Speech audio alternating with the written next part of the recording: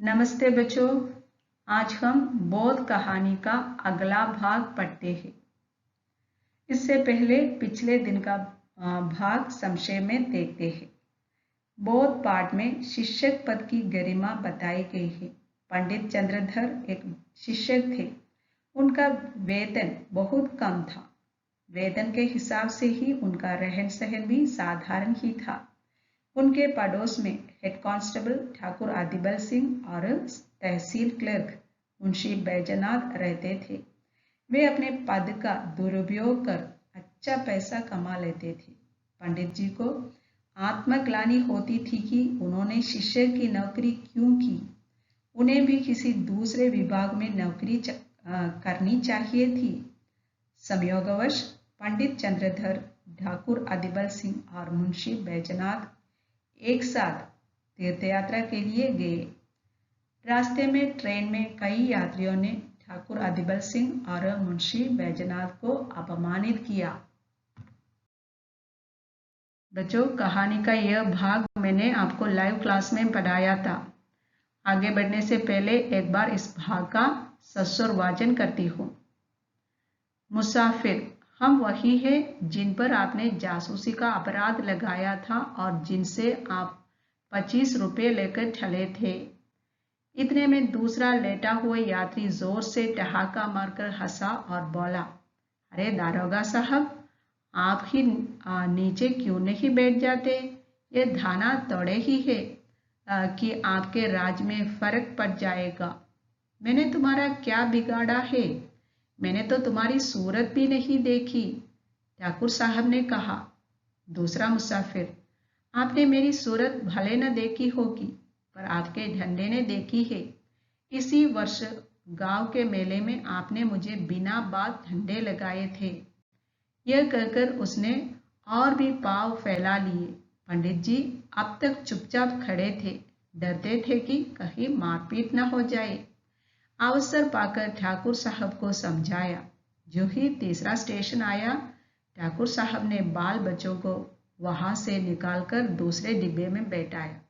इधर दोनों ने उनका सामान उठाकर जमीन पर फेंक दिया। जब ठाकुर साहब गाड़ी से उतरने लगे तो उन्होंने उनकी ऐसा धक्का दिया कि बेचारे प्लेटफॉर्म पर गिर पड़े।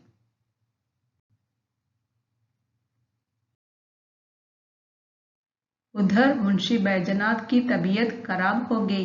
एक बार उल्टी हुई और पेट में मरोड़ पड़ने लगे।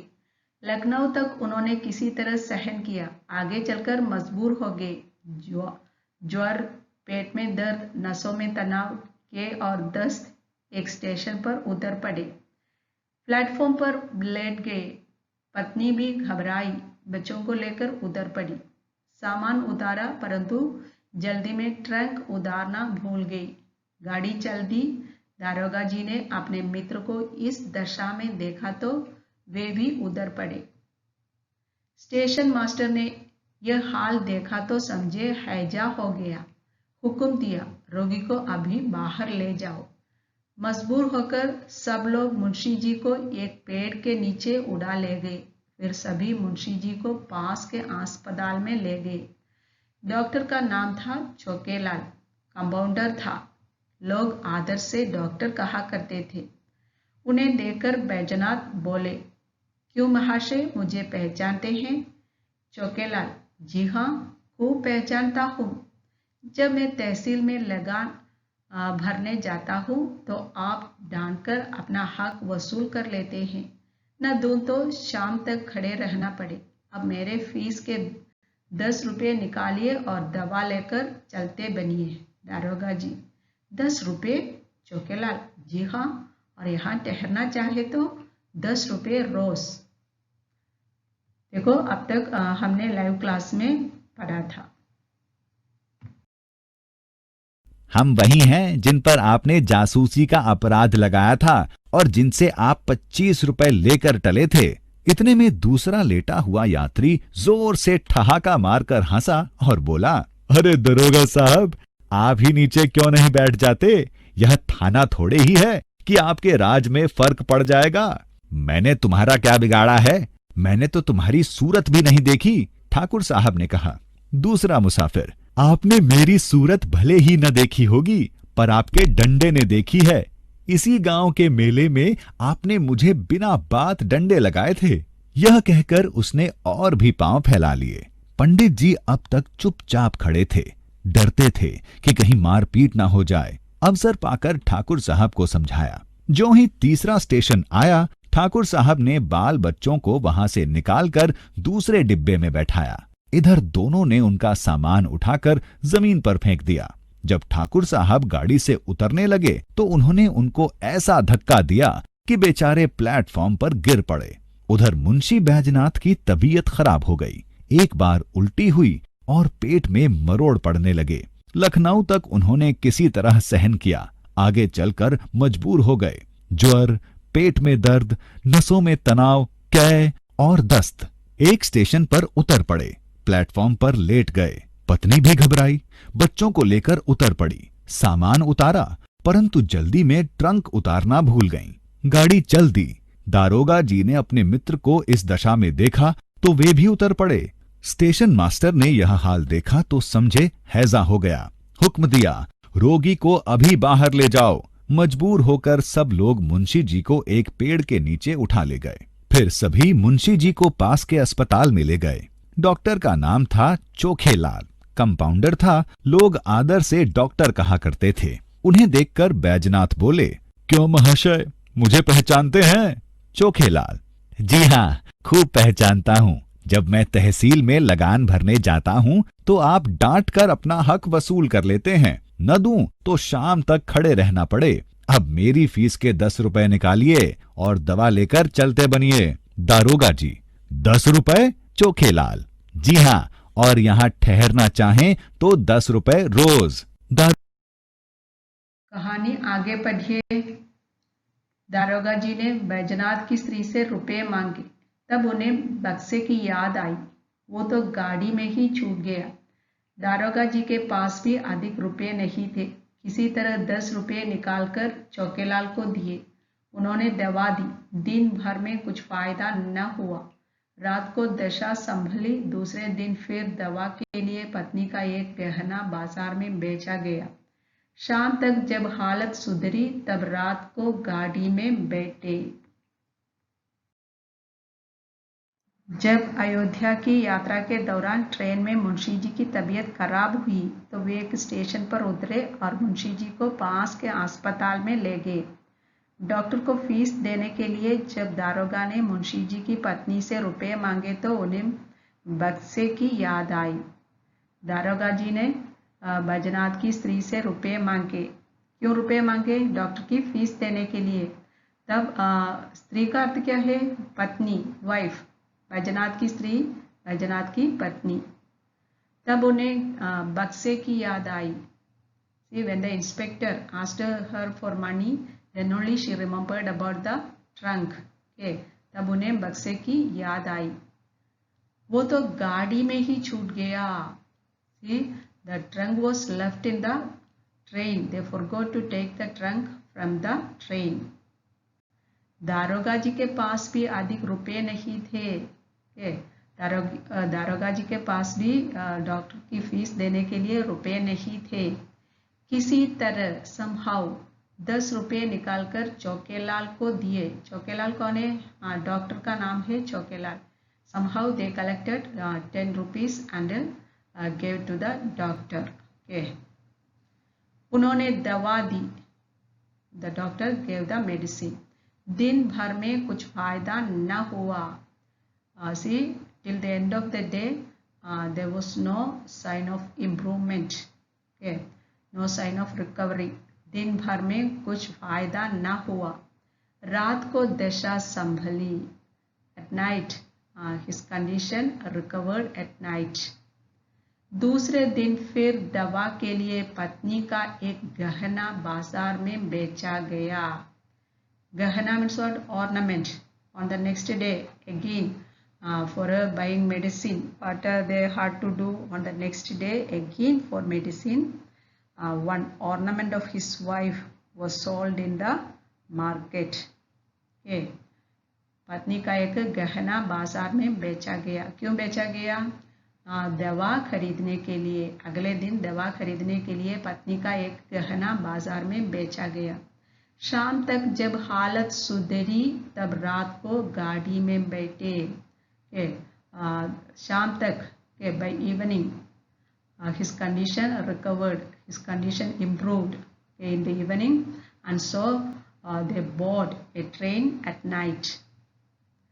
शाम तक जब हालत सुधरी, हालत कंडीशन, हालत सुधरी, when his condition improved, they continued their journey at night. They board a train at night. शाम तक जब हालत सुधरी तब रात को गाड़ी में बैठे। अयोध्या पहुंचकर कहीं ठहरने की जगह न मिली। एक साफ जगह देकर बिस्तर बिछाए गए। इतने में बूंदें गिरने लगी, बिजली चमकने लगी, बच्चे रोने लगे। सब परेशान थे कि कहाँ जाए। अचानक एक व्यक्ति नदी की तरफ से लालटेन लिए आता हुआ दिखाई दिया। पंडित जी के पास जाकर पूछा, क्यों भाई साहब, यहाँ कहीं यात्रियों के ठहरने के लिए जगह मिलेगी? उसने पंडित जी को ध्यान से देखा, झुककर पैर छूते हुए बोला, गुरुजी, आपने पहचाना नहीं? मैं कृपाशंकर हूँ, आपका पुराना शिष्य।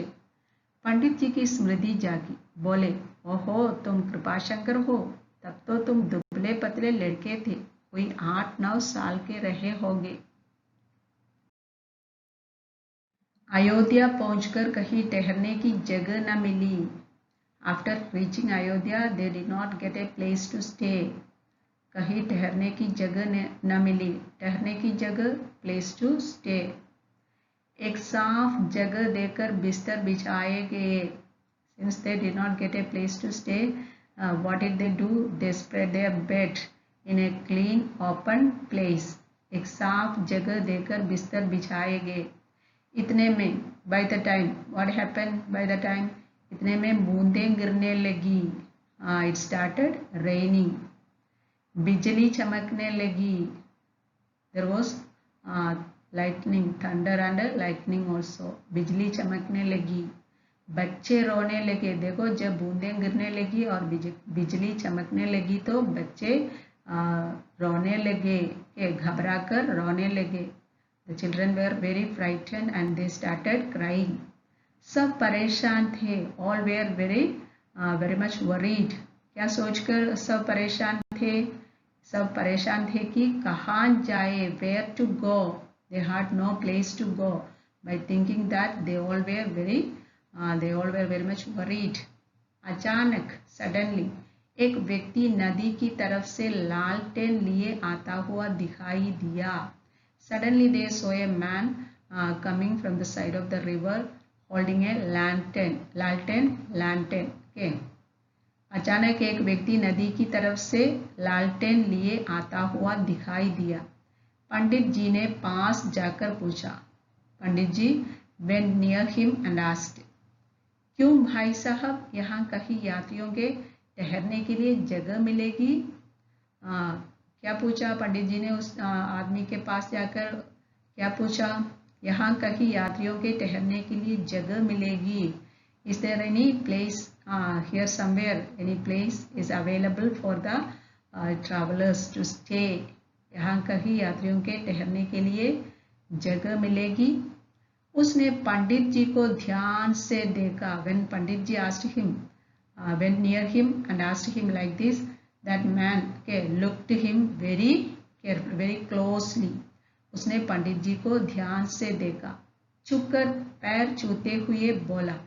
He looked him closely and after that he bowed down, bent down and touched his feet. झुककर पैर छूते हुए बोला, गुरुजी, आपने पहचाना नहीं? मैं कृपाशंकर, आपका पुराना शिष्य। देखो, पंडित जी के पैर छूते हुए उसने वो क्या बोला? गुरुजी, आपने पहचाना नहीं? What he called Pandit ji? Guruji. He addressed him. How he addressed him? गुरुजी। आपने पहचाना नहीं? You did not identify me. मैं कृपाशंकर, हाँ, आई एम कृपाशंकर, आपका पुराना शिष्य, your old student, I am your old student Kripashankar. Pandit ji की स्मृति जागी, नाउ पंडित जी रिमेम्बर्ड, बोले, ओहो तुम कृपाशंकर हो, ओ यू आर कृपाशंकर, तब तो तुम दुबले पतले लड़के थे। When you were in the school, okay, when you were my student, you were a very lean and see दुबले पतले, very lean, okay, दुबले पतले लड़के थे, कोई 8-9 साल के रहे होंगे। That time you were only 8 or 9 years. You were how many years old you were that time when you were my student? कोई 8-9 साल के रहे होंगे।